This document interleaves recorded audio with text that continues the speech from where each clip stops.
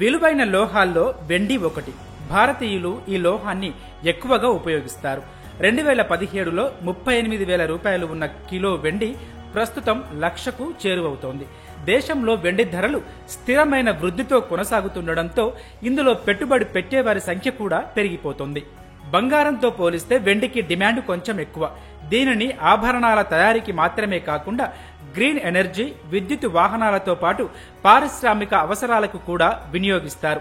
ఇందువల్ల దీని లభ్యత తగ్గుతూ వస్తుంది. దీంతో వెండి ధర పెరిగే అవకాశాలు చాలా ఉన్నాయి. ఇప్పుడు వెండిపై పెట్టుబడి పెడితే భవిష్యత్తులో మంచి లాభాలను ఆర్జించవచ్చని నిపుణులు చెబుతున్నారు. వెండిని నేరుగా కొనుగోలు చేయాలనుకోవాలంటే కడ్డీలు, నాణేల రూపంలో తీసుకోవచ్చు. ఆభరణాల రూపంలోనూ తీసుకునే అవకాశం ఉన్నప్పటికీ తయారీ రుసుములు, తరుగు వంటివి ఉంటాయి. సిల్వర్ ఎక్స్చేంజ్ ట్రేడెడ్ ఫండ్ల రూపంలో వెండిని డిజిటల్ రూపంలో కూడా కొనుగోలు చేసుకోవచ్చు. డీమ్యాట్ రూపంలో వెండిని కొనుగోలు చేసేందుకు ఇవి ఉపయోగపడతాయి.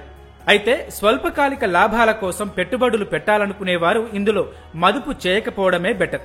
లాంగ్ టర్మ్ లోనే మంచి లాభాలు వస్తాయన్నది గుర్తుపెట్టుకోవాలి. బంగారంతో పోలిస్తే ఇందులో కొంత నష్టభయము ఉంటుంది. కాబట్టి ఇతర పెట్టుబడుల విషయంలో తీసుకునే జాగ్రత్తలు దీనికి వర్తిస్తాయి. వెండిలో పెట్టుబడి పెట్టే ముందు వ్యక్తిగత అవసరాలు, లక్ష్యాలు, ఆర్థిక పరిస్థితి లాంటివి పరిగణలోనికి తీసుకోవాలి.